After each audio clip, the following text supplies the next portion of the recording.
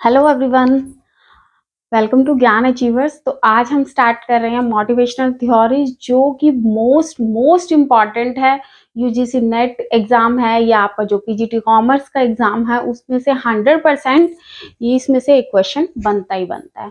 तो let's start motivational theories. Number of motivational theories है, लेकिन सबसे पहले हम मास्लो की थ्योरी कर रहे हैं। That is Maslow's need hierarchy theory. तो बच्चे, ये थ्योरी जो है प्रोपाउंड की थी अब्राहम मास्लो ने 1943 के अंदर, और उन्होंने एक अपने पेपर में इसको इंट्रोड्यूस किया था। उस पेपर का नाम है ए थ्योरी ऑफ ह्यूमन मोटिवेशन। ठीक है, क्योंकि ये मोटिवेशनल थ्योरी है, इसलिए पेपर का नेम भी उससे ही लिंक होगा। तो ए थ्योरी ऑफ ह्यूमन मोटिवेशन के बेस पे इन्होंने बोला कि जो मोटिवेशनल नीड्स है या कोई भी ह्यूमन है, उसके लिए 5 बेसिक नीड्स होती है। 5 बेसिक नीड्स का इन्होंने जिक्र किया था, और ये नीड्स हमेशा अरेंज्ड होगी एक ऑर्डर के अंदर। ठीक है, कई बुक्स में आप देखोगे कि इस तरह से आपका पिरामिड बना रखा होगा, और पिरामिड के अंदर इस तरह से बेसिक आपकी नीड्स होगी। ठीक है, तो फर्स्ट वन आपकी नीड जो है वो होती है फिजियोलॉजिकल नीड्स।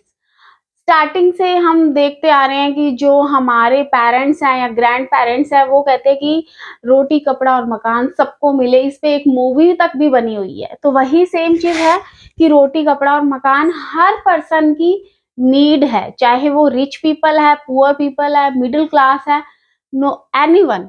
ठीक है, तो इसको हम बोल देते हैं फिजियोलॉजिकल नीड्स, जहां पे आपको फूड, शेल्टर, क्लॉथ आपकी बेसिक नीड्स है। तो हर पर्सन, चाहे वो कोई भी है, वो सबसे पहले अपनी फिजियोलॉजिकल नीड्स को ही पूरा करता है। चाहे एक बच्चा है, बच्चे को भी क्या चाहिए? खाने के लिए रोटी चाहिए, रहने के लिए घर चाहिए, और पहनने के लिए कपड़े चाहिए। ठीक है, तो ये हर पर्सन की नीड है, फूड, क्लॉथ और शेल्टर। जब आपकी ये नीड सेटिस्फाई हो जाती है, तो आप नेक्स्ट नीड के लिए आ जाते हो, that is safety and security need. इसके अंदर आप अपनी फिजिकल नीड्स, जैसे कि आपकी हेल्थ नीड्स हो गई है, फाइनेंशियल नीड्स हो गई है, उसके बारे में ध्यान देते हो। ठीक है, कि आप फिजिकली स्ट्रांग रहो, आप इंश्योरेंस करवाते हो, अपनी जॉब की सिक्योरिटी चाहते हो, या कोई भी मतलब फ्रीडम फ्रॉम डेंजर, कि आप कोई डिजीज ना हो जाए, उसके लिए जो आप सेफ्टीज करते हो, कि फ्यूचर में हमें कोई भी फाइनेंशियली हम स्ट्रांग रहें, कहीं भी कोई प्रॉब्लम ना आ जाए। तो उस चीज के लिए जो नीड्स होती है वो होती है सेफ्टी एंड सिक्योरिटी। समझ आ गया कि आप सेफ हो किसी भी खतरे से। जैसे कि मान लीजिए कोविड आया था, तो कोविड के अंदर हम सबको क्या हुआ था? वैक्सीन लगी थी। ठीक है, तो वो क्या थी? वो हमारी एक तरह से सेफ्टी हुई थी हेल्थ से रिलेटेड। तो वही है, आप जॉब सिक्योरिटी देखते हो कि हाँ जी, इतने ईयर का हमारा एक्सपीरियंस हो गया है, अब इस एक्सपीरियंस के बेस पे हम, अगर मान लीजिए यहाँ से रिट्रेचमेंट हो जाती है, तो हम कहीं और सिलेक्ट हो जाते हैं। जैसे कोविड के बाद बहुत सारे लोगों की जॉब छूटी थी, तो अगर वो टैलेंटेड थे, एक्सपर्ट थे, एक्सपीरियंस था, तो उन्हें कहीं और भी जॉब मिली। तो वो चीज क्या होती है कि वो अपनी सिक्योरिटी को देख रहे हैं। और हेल्थ केयर, कि आप अपनी जो मेडिकल सिक्योरिटी है उसको भी चाहते हो, उसके लिए चाहे आप इंश्योरेंस करवाते हो। तो इस तरह के, ठीक है। जब आपकी safety and security needs fulfil हो जाते हैं, उसके बाद आप आ जाते हो नीड्स ऑफ बिलोंग्स या सोशल नीड्स। ठीक है, इसके अंदर acceptance bye group, friends and love हो जाता है। हर पर्सन बहुत ज्यादा इमोशनल है।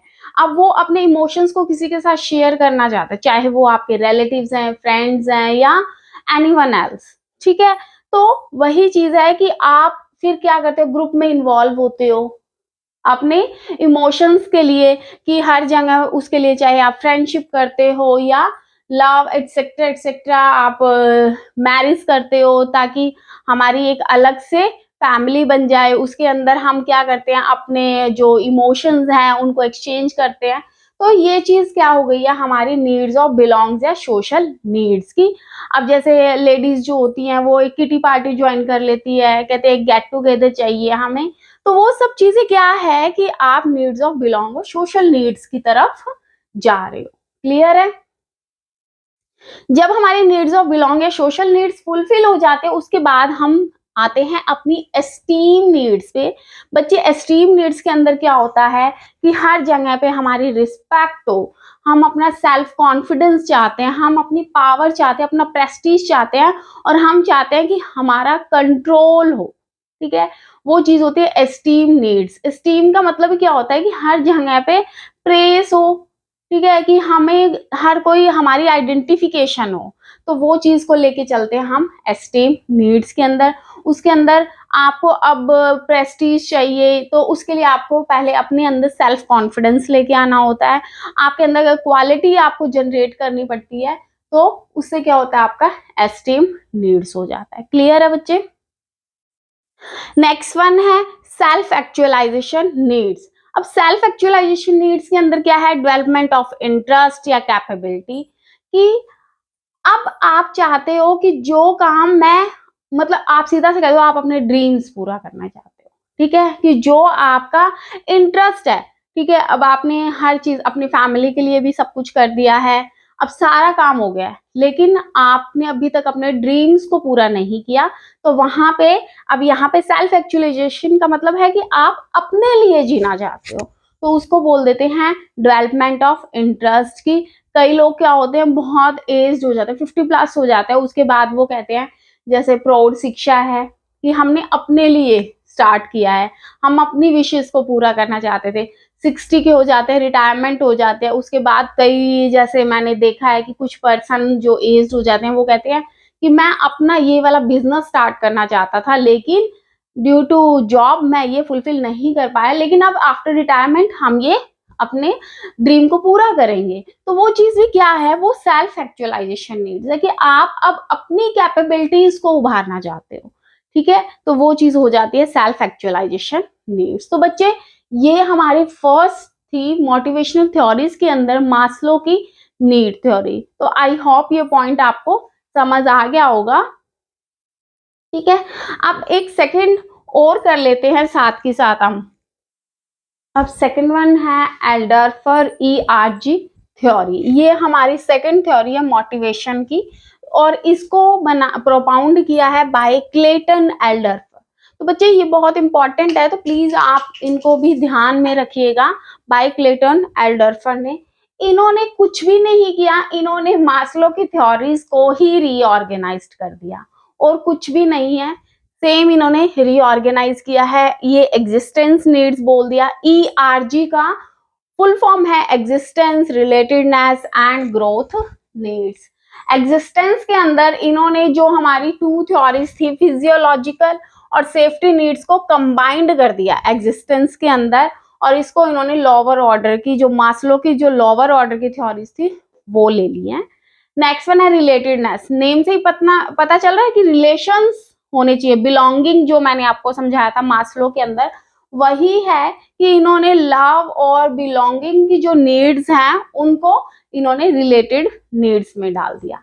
नेक्स्ट वन है ग्रोथ नीड्स। ग्रोथ नीड्स के अंदर जो लास्ट की टू नीड्स थी, एस्टीम और सेल्फ एक्चुअलाइजेशन, इन नीड्स को इन्होंने इसके अंदर ग्रोथ नीड्स में डाल दिया, और ये जो मास्लो की हाई ऑर्डर नीड्स थी जो सबसे लास्ट में थी, उन नीड्स को इन्होंने ग्रोथ के अंदर डाल दिया। क्लियर है बच्चे?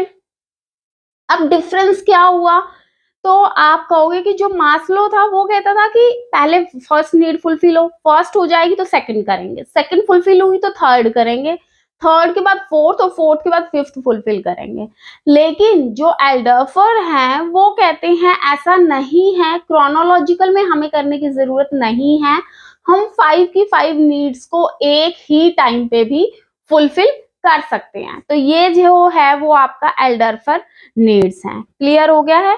तो ERG जो ये थ्योरी है, इन्होंने आर्ग्यू किया है मास्लो थ्योरी को, मतलब उनके अगेंस्ट उन्होंने आर्ग्यूमेंट्स हुई हैं, और आर्ग्यूमेंट्स में यही बोला गया है कि सेम टाइम पे भी हम 5 की 5 नीड्स को फुलफिल कर सकते हैं। और ये आर्ग्यूमेंट किसने किया था? ये एल्डरफर ने, क्लेटन एल्डरफर ने किया था। क्लियर है बच्चे? समझ आया? तो आई होप ये पॉइंट्स आपको समझ आ गए होंगे। तो आज हमने टू थ्योरीज की है, एक मास्लो की और एक एल्डरफर की। मोटिवेशनल नीड्स हैं, बहुत इंपॉर्टेंट थ्योरीज है बच्चे ये, तो आप इन 2 थ्योरीज को कीजिए, आगे मैं नेक्स्ट 2 थ्योरीज को लेके आऊंगी। तो अगर आपको वीडियो अच्छी लगी है तो please please like, subscribe, share and comment करना बिल्कुल मत भूलिए। मिलती हूँ नेक्स्ट क्लास में। Thank you so much, have a nice day, God bless you.